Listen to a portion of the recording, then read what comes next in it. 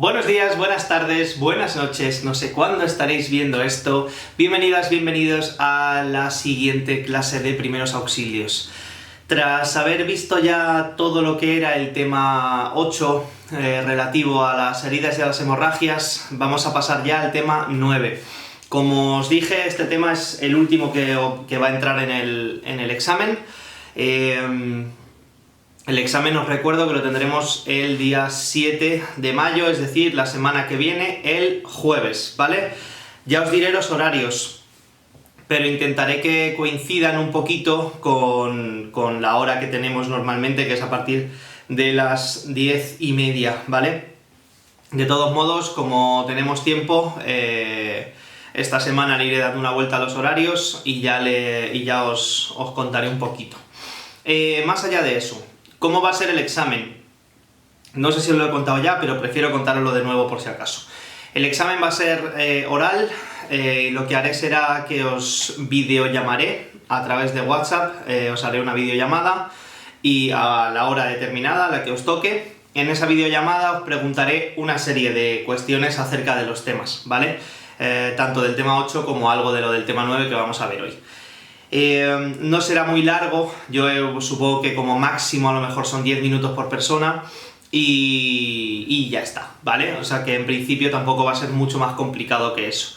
Sí es cierto que voy a estar atento a que no estéis copiando, ni leyendo, ni de ninguna de estas maneras. Es decir, que todo tiene que ser más o menos ágil, ¿vale? Así que lo que os recomiendo es que lo tengáis todo más o menos bien mirado, porque luego eso también será tenido en cuenta, ¿vale? Dicho esto, vamos al tema 9. El tema 9 trata sobre las intoxicaciones. Para mi gusto, el tema 9, ya incluso en presencial me salto algunas cosas porque me parece que que es demasiado extenso. O sea, hay datos demasiado concretos que igual no son tan interesantes como para darles tantas vueltas, ¿vale? Entonces nos vamos a centrar en cositas concretas. Creo que son 5 páginas las que vamos a ver y algunas de ellas ni siquiera las veremos completas, así que dará tiempo a verlo en el vídeo de hoy y a que tampoco suponga demasiado esfuerzo a la hora del estudio para la semana que viene. La primera página que vamos a ver es la página 156. Como siempre os recomiendo que tengáis el libro a mano mientras vais viendo el vídeo para que os sea más sencillo, y si vais subrayando y todo eso, mejor que mejor. En esa página 156 lo primero que aparece son los tipos de intoxicaciones, los más frecuentes, ¿vale? Es importante eso, al menos conocer de qué manera podemos clasificar las intoxicaciones para luego saber un poco qué hacer ante cada una de ellas. Dentro de estas intoxicaciones, obviamente la primera clasificación es entre intoxicaciones voluntarias e involuntarias, ¿vale? Las intoxicaciones voluntarias son aquellas que yo mismo he buscado, bien por afán de hacerme daño, como puede ser un intento de suicidio, etc., o bien por afán de conseguir otro tipo de síntomas que me sean agradables de esa sustancia que me intoxica. Quiero decir, cuando una persona se mete 1 gramo de cocaína, no lo está haciendo por buscar la intoxicación, lo está haciendo por buscar otro tipo de sensaciones. Pero eso no quiere decir que no se intoxique también, ¿vale? Al final una intoxicación no deja de ser estar en contacto con un elemento tóxico, y cualquier droga, como tal, ya es un elemento tóxico de por sí. Por lo tanto, en mayor o menor medida, cualquier consumo de droga va a ser considerado como una intoxicación.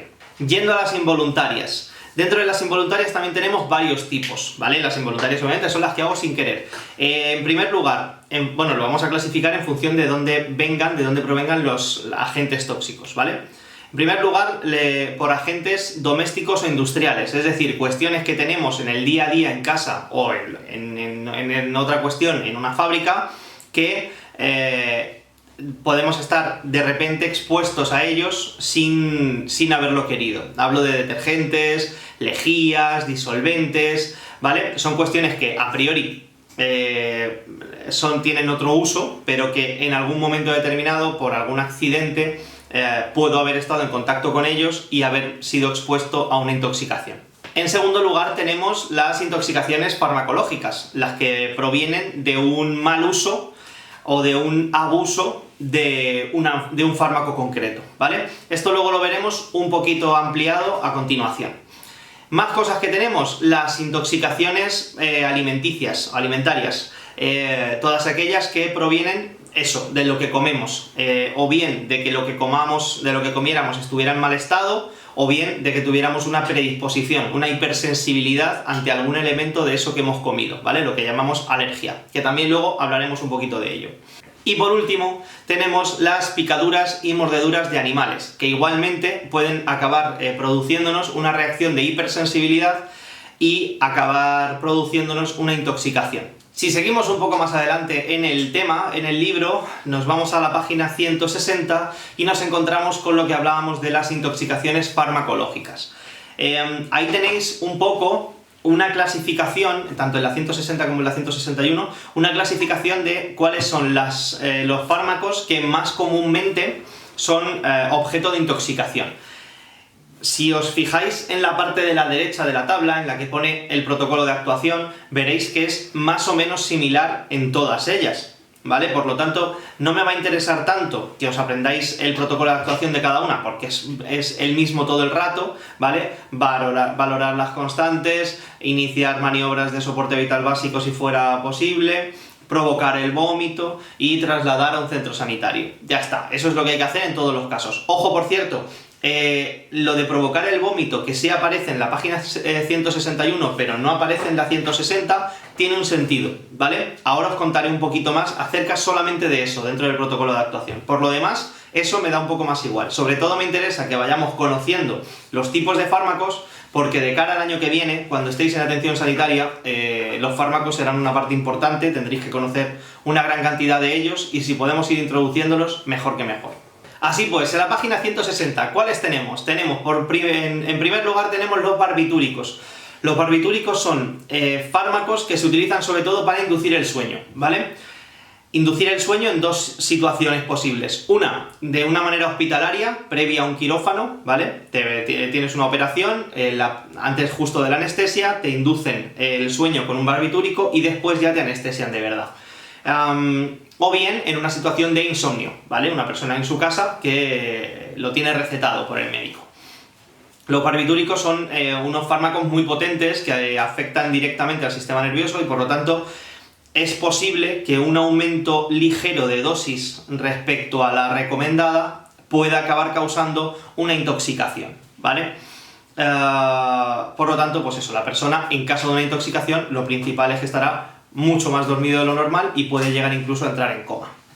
Lo segundo que tenéis ahí son las benzodiazepinas. Las benzodiazepinas son los fármacos que se utilizan para controlar la ansiedad. Es lo que se llama comúnmente ansiolíticos, ¿vale? Dentro de las benzodiazepinas hay un montón de grupos que ahora mismo no nos interesan, ¿vale? Pero todos al final sirven para lo mismo, para tratar la ansiedad, o bien a corto plazo, a medio plazo o a largo plazo. Dentro de las benzodiazepinas, el efecto de una intoxicación va a ser bastante similar a lo que veíamos antes en los barbitúricos, porque al final están actuando sobre el mismo sistema nervioso, sobre la misma parte aproximadamente, y la intoxicación va a ser muy similar. Pérdida de consciencia, disminución de reflejos, disminución de constantes vitales, etcétera, etcétera, ¿vale? Y por último, en esa misma página abajo del todo tenéis los antidepresivos. Todos los fármacos que se utilizan para combatir la depresión. También hay algunos antidepresivos, especialmente los que tienen algo más de historia, los que son algo más antiguos, que la dosis tiene que ser muy exacta, ¿vale? Y un aumento ligerísimo de dosis también puede acabar desarrollando una intoxicación. Eso es algo que ya se ha ido modificando con el tiempo, y en los antidepresivos de última generación ya no se da con tanta frecuencia, pero en los antiguos sí que se da y todavía hay personas que siguen teniendo recetados los antiguos, que veremos cuáles son el año que viene. ¿Cuáles son los síntomas? Muy similares a los dos anteriores, barbitúricos y benzodiazepinas. Os decía que en estos casos, dentro del protocolo de actuación, no entra el provocar el vómito, y tiene un sentido, porque Si hemos dicho que tanto los barbitúricos, las benzodiazepinas y los antidepresivos lo que dan son una disminución del sistema nervioso central y la persona o bien entra en coma o bien pierde una parte importante de su consciencia, si yo provoco el vómito, lo que puede pasar es que ese vómito no acabe saliendo hacia afuera, sino que sea aspirado, porque la persona no tiene el reflejo del vómito perfecto. Entonces, por mucho que tú le fuerces a vomitar, es posible que algo vomite, pero hay un riesgo importante de que parte del vómito pase al sistema respiratorio. Si pasa al sistema respiratorio, tendremos un problema todavía mayor, ¿vale? Porque la persona empezará a ahogarse, empezará a asfixiarse y además empezará a encharcar el sistema respiratorio, impidiendo el normal funcionamiento del mismo. Ya en la página 161 tenéis los analgésicos. Aquí sí, como los analgésicos no van a disminuir la conciencia de la persona, sí que se puede provocar el vómito, ¿vale? Dentro de los analgésicos, ¿cuáles tenemos? Pues los que conocéis, ¿vale? Paracetamol, antiinflamatorios no esteroideos como puede ser el ibuprofeno, todos estos analgésicos, que a priori están hechos para combatir el dolor, en una dosis más alta sí que pueden tener reacciones de intoxicación.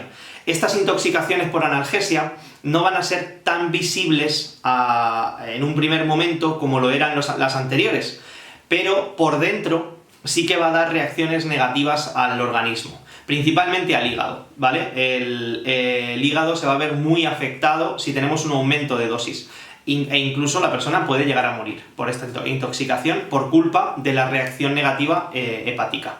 Más allá de la reacción hepática, ¿qué otros síntomas podemos tener? Pues síntomas poco específicos, ¿vale? No van a ser síntomas que nos estén hablando a las claras de que hay una intoxicación. Dolor de cabeza, náuseas, vómitos, diarreas, pero tampoco van a ser síntomas que nos digan, vale, esto es porque ha tomado más paracetamol del que debería. No lo vamos a saber. Pasamos a la página 164. En la página 164 se encuentra la información acerca de las intoxicaciones etílicas.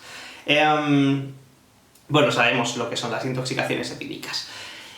Estas intoxicaciones etílicas van a depender en su gravedad del nivel de alcoholemia, es decir, del nivel de alcohol en sangre. ¿De qué va a depender el nivel de alcohol en sangre? Va a depender de la cantidad, obviamente, de alcohol ingerida, del tipo de alcohol, de si se ha comido antes o no, de la edad que se tenga, del peso de la persona, de la tolerancia que tenga esa persona al alcohol. Es decir, hay un montón de factores que van a estar jugando para que esa alcoholemia sea mayor o menor, ese nivel de alcohol en sangre sea más o menos alto. A partir de aquí, las intoxicaciones etílicas tienen una serie de fases, digamos. Hay personas que se pueden quedar en la fase 1, 2, 3 o llegar hasta la 4, que es la última de las que hay, ¿vale? ¿En qué consisten estas fases o grados? Vamos a verlas. En la fase 1 es la fase de borrachera divertida, ¿vale? La persona está más desinhibida, ya no tiene sensación de estar cansado, está pues más charlatán, más alegre, más sociable, ¿vale? Esa es la fase 1, que es una fase de borrachera bien. La fase 2, borrachera algo más hardcore. Aquí ya empieza a haber más desinhibición, la persona puede estar más irritable, la persona puede estar más impulsiva, empieza a haber ya cierta descoordinación motora, es decir, la persona ya no está recta, sino que se empieza a tambalear o empieza a tropezarse, estas cosas, ¿vale? Que conocemos seguramente. Eso sería la fase 2. En la fase 3, borrachera ya complicada, ¿vale? Ya la persona está bastante peor. ¿Qué aparece aquí? La disartria, es decir, la dificultad para hablar, ya empieza a haber caídas, visión borrosa o visión doble, la persona no es capaz de coordinar los movimientos, puede aparecer también reacciones agresivas, ¿vale? Es el momento ya muy malo de esa borrachera que ha empezado, ¿vale? La última fase, la fase 4, es una fase de disminución de la actividad del sistema nervioso que se va apagando, pudiendo llegar al coma o incluso a la muerte. ¿Qué tenemos que hacer? ¿Cuál sería el protocolo de actuación? Dependerá también un poco de las fases. En la fase 1 y 2, controlar, sin más que la cosa no se vaya de madre, ¿vale? En principio no son fases excesivamente peligrosas. A partir de la fase 3 empezamos a tener que hacer cosas. En primer lugar, saber cuánto ha bebido, qué ha bebido, etcétera, etcétera, o sea, recabar toda la información posible para luego dársela al 112, porque tendremos que llamar al 112, ¿vale? Mientras viene el 112, intentar aflojar las ropas de la persona, intentar que nada comprima, para que al menos los signos vitales sigan bien mantenidos. El tema de provocar o no provocar el vómito también va a depender de la fase. Si vemos que la persona ha empezado ya a perder esa capacidad del sistema nervioso y la persona ha empezado a estar un poco más inconsciente, no inconsciente del todo, no me refiero en coma, pero me refiero de esas veces que ya ves a la persona de... Si ahí provocas el vómito, volvemos a tener el mismo problema que hablábamos antes en las intoxicaciones farmacológicas por barbitúricos o benzodiazepinas, etc. Si la persona está medio dormido y tú le provocas el vómito, ese vómito, vale, puede salir, pero también volvemos a tener riesgo de aspiración y que parte de ese vómito llegue al sistema respiratorio, teniendo un problema, insisto, mucho más grave. Más allá de eso, ¿qué podemos hacer? A partir de ahí ya esperar al 112 y mientras le esperamos, eso sí, colocar a la persona en posición lateral de seguridad. De esta manera, si la persona acaba vomitando, nos arriesgaremos menos, digamos, a esa parte de la aspiración que hablábamos antes. Obviamente tendremos que estar atentos a que la persona no pierda la consciencia y en el momento en el que la pierda, empezar el soporte vital básico que ya hemos estudiado. Valorar las constantes y en caso de que veamos que las constantes están perdidas, automáticamente maniobras de RCP si fueran necesarias. Y por último, nos vamos a ir a la página 169, que es la última página del tema, donde se habla acerca del shock anafiláctico, ¿vale? ¿Qué es el shock anafiláctico? Es una reacción de hipersensibilidad ante un elemento que ha entrado en contacto con tu cuerpo. Este elemento no es un elemento de por sí peligroso, ¿vale? Simplemente tu cuerpo ha reaccionado de manera exagerada, como si ya no es que fuera un poco peligroso, sino como que fuera lo más peligroso del mundo para tu organismo, ¿vale? Entonces, lo que se produce es una reacción en cadena en la que el cuerpo está preparándose para una guerra de una manera muy rápida. ¿Qué pasa cuando se prepara para una guerra de una manera tan rápida? Que empieza a fabricar un montonazo de elementos, que ya veremos también un poco más adelante en el año que viene, que acaban provocando tanto que la sangre pueda circular peor, porque efectivamente esa sangre está petada de otras cosas, por lo tanto hay una disminución del nivel de oxígeno, como una inflamación generalizada, ¿vale? Hay personas a las que esa inflamación les afecta más a unas zonas y otras personas que le afecta más a otras, ¿vale?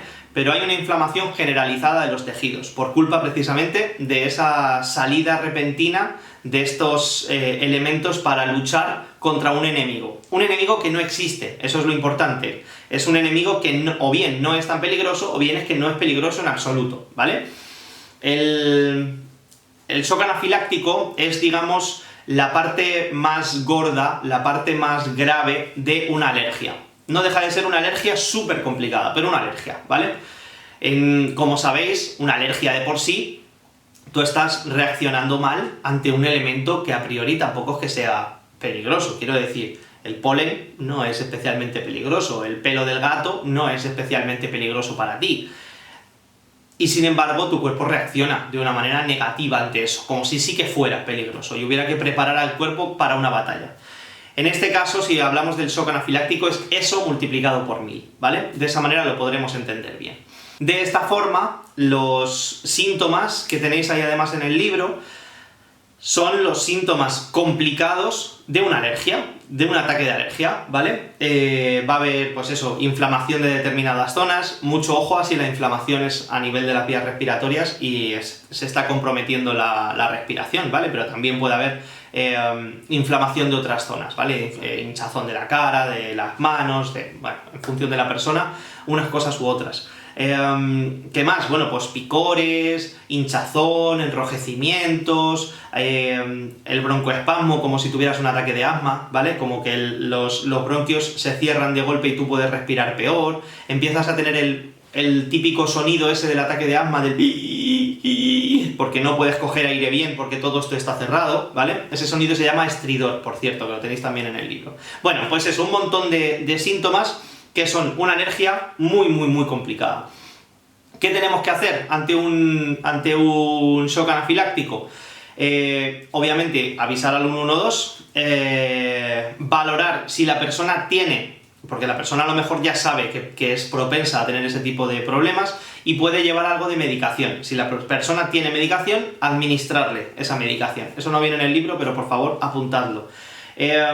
Mientras se espera al 112, es importante también que le coloquéis en la posición que se llama posición anti-shock, que es tumbado en decúbito supino con las piernas levantadas, ¿vale? Y de esa manera esperamos al 112, algo que tampoco viene en el libro y que también estaría guay que apuntarais. Y con esto habremos terminado este tema 9, ¿vale? Con esto y con lo que vimos del tema 8, tenemos la información necesaria para el examen de la semana que viene. Precisamente por eso, porque tenemos examen la semana que viene, esta semana no habrá trabajo, ¿vale? Ya os he enviado las notas de este trabajo pasado, pero esta semana no habrá trabajo porque lo que quiero es que os centréis en estudiar suficientemente bien esto para poder presentaros al examen del próximo 7 de mayo. Así pues, os enviaré los horarios por WhatsApp, se los diré a Alba y Alba os los reenviará sin problema, y a partir de ahí estaremos en contacto, ¿vale? Así que espero que os estéis cuidando mucho, que estéis cuidando a la gente que os rodea, que dentro de lo que cabe no lo estéis pasando demasiado mal, y que espero que nos podamos ver prontito por el CES. Mientras tanto, no nos quedará otra que seguir de esta manera, así que nos vemos la semana que viene en otro vídeo. Adiós, que os cuidéis mucho y que tengáis buena semana. Un abrazo.